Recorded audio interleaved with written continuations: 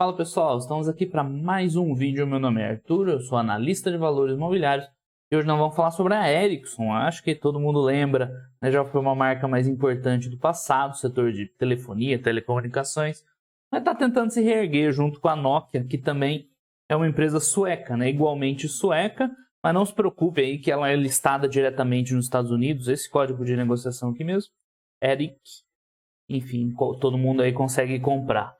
Bom, falando essa semana, sábado, o vídeo de sábado tá virando vídeo de empresas no exterior, né? Já o jogo rápido de empresas fora. Dê uma olhada nos resultados saíram essa semana, muitas empresas do setor financeiro, né? A grande, não sei se é positivo ou negativo, é que nos Estados Unidos, as empresas sólidas, você não vê muita variação de resultado trimestre a trimestre, né? Elas são exatamente sólidas. Então não tem muito que novidade não tem muito que comentar sobre o resultado do JP Morgan, Morgan Stanley, eu olhei também foi bom, dos outros bancos, né, seu BlackRock, gestor. Então assim, né, eu trouxe uma empresa aí para trazer para o nosso círculo de estudos, que é interessante, que eles têm muitas patentes e estão investindo no 5G. Então a Ericsson é um player a se observar, eu acho, nesse mercado. Ainda não olhei ela tão a fundo assim, mas interessante esse resultado dela, trouxe novidades, é mais legal que outras empresas, né? Até fiz algumas postagens lá no Twitter do JP Morgan, da Pepsi Company, mas o vídeo mesmo vai ser sobre a Ericsson. Enfim, o que ela tem de interessante esse trimestre que me chamou a atenção? Bom, eles trabalham em várias áreas diferentes, né? Em algumas tecnologias lá de armazenamento, na nuvem, né? Eles tem uma plataforma Open lá, que vai funcionar futuramente 5G, 6G. Tem as licenças, então eles têm muito royalty de patente, que é dessa divisão de IPR, além de uma divisão de Networks, Digital Services. Então é relativamente diversificado em telecomunicações. O resultado, assim, nessa apresentação, né, eles mostram principalmente aqui em coroas suecas. Assim, é irrelevante, a gente vê as margens e tal, dá no mesmo, né? Claro que depois você olha esse resultado em dólar para ter uma noção melhor de tamanho. Mas o que aconteceu foi um resultado bom, mas teve um problema sério que foi na China. Então, não sei se todo mundo acompanha, que o 5G está sendo disputado aí, a tapa, até discussão política no meio, né, sobre questões de 5G, porque as empresas chinesas, né, são muito fortes, a Huawei principalmente. Então, a Suécia, ela né, proibiu, não sei exatamente o que ela fez, mas ela dificultou a atuação da Huawei chinesa, e aí a China fez a mesma coisa, né? Então ela retaliou e a Ericsson vai perder um mercado importante lá na China por essa disputa, hoje é mais geopolítica que econômica quase, do 5G. Então eles têm um problema sério, né, que é essa questão da China, né, a perda que eles vão ter de market share na China, né, o que puxou, que segurou o resultado, inclusive, né, o mercado bateu nela bastante depois do resultado, mas o resto, né, o resultado está vindo muito bom.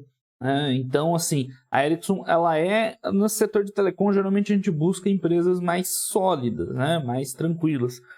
Só que ela é um exemplo de empresa que tem potencial de crescimento bem interessante, tá? E, enfim, discussões China à parte, ela tem um potencial de crescer muito bom. Então, quando o 5G começou a engrenar mesmo, né, o rollout do 5G, a gente vê aí que no último ano, né, ela ficava com essa margem bruta ali nos 37, mais ou menos, né, pouco mais, pouco menos. Quando o 5G começou a engrenar, a margem começou a subir.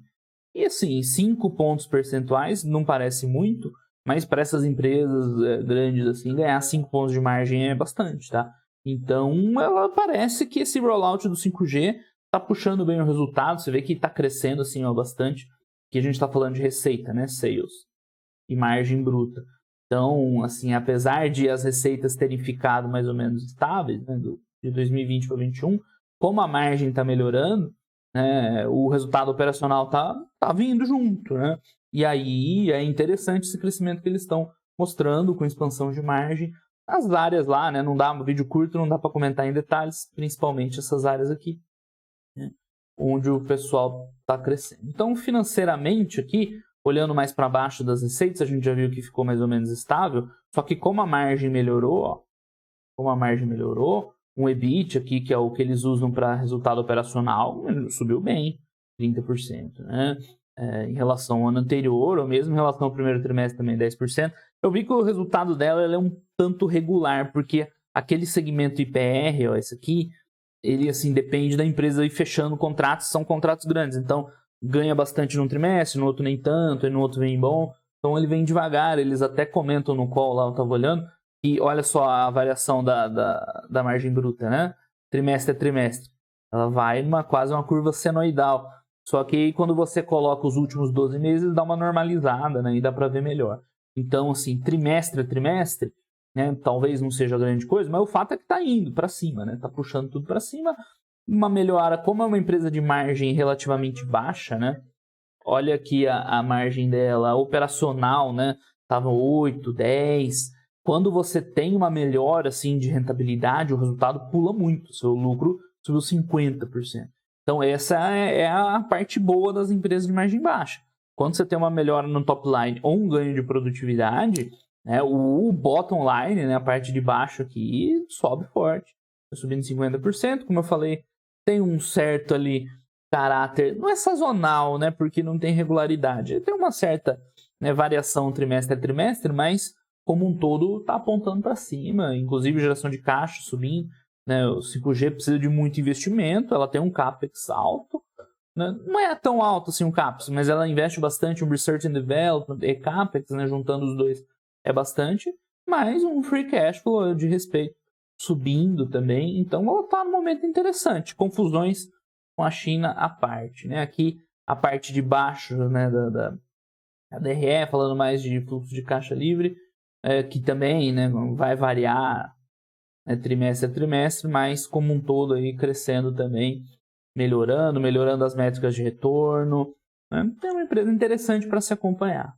Tá? Aqui a gente vê a evolução dos licenciamentos, né, de patentes, outras tecnologias lá evoluindo bem. O que mais?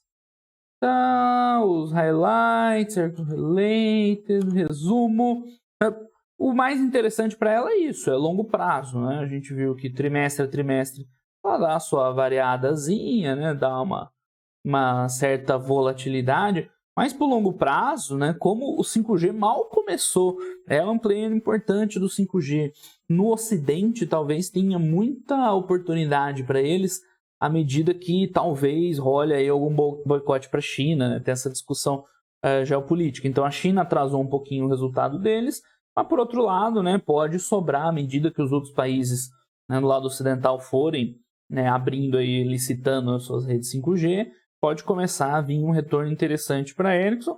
Acho que vale a pena a gente acompanhar. Uma empresa foge um pouco do perfil desse setor, que normalmente são empresas mais sólidas, que distribuem muito caixa, mas crescem menos. Ela tem um perfil quase oposto, né? Ela tem um potencial de crescer grande, até distribui lá um troco, mas distribui pouco. E a geração de caixa dela está investindo bastante, fazendo uma outra aquisição, né? Então segue indo bem. Mercado norte-americano, eles acabaram de fechar um contrato com a Verizon, lá grande, né? Interessante. E à medida que o 5G for se desenvolvendo, sendo implantado aí nos países do globo, a tendência é ela crescer, né? Ela cada vez melhorar mais. Então, né, um vídeo bem rápido, como é a proposta aqui, né? Uma análise rápida, uma empresa para colocar no radar por esse potencial do 5G, né? Pode entrar mais a fundo na análise para ver esses detalhes, né? Todas essas questões, né, regulatórias, ela vai depender muito dessas questões regulatórias. Agora, o que dá para a gente ver, né, aqui principalmente nos quadros aqui, o ponto-chave, é que, né, o ganho, parece que o 5G é meio transformacional para ela, né? Ela vai dar um salto de lucratividade, porque à medida que o negócio começou a andar aqui, fechar os contratos, né, contribuindo com resultado, com margem, mesmo com a receita sem andar muito, né? Não sei de verdade qual que é o impacto da pandemia nela, né? Não cheguei a estudar tão a fundo, né? Eles fazem algumas aquisições aqui, pontuais. É uma empresa interessante, tá? Interessante para acompanhar, já que a gente já viu que esse setor, esse segmento, né, tá tudo interligado, né? Os vídeos que a gente faz aqui no canal, por exemplo. Então a gente fala muito de Big Data, de Analytics, né, de volume de dados, e tem tudo a ver, né? Ela ganha uma parcela disso no sentido que ela está inserida dentro dessas novas redes de comunicações de transferência de dados. Certo, pessoal? Então, por hoje era só. Essa foi a Ericsson, uma empresa para a gente acompanhar a evolução aí no futuro. Grande abraço e até os próximos vídeos. Valeu!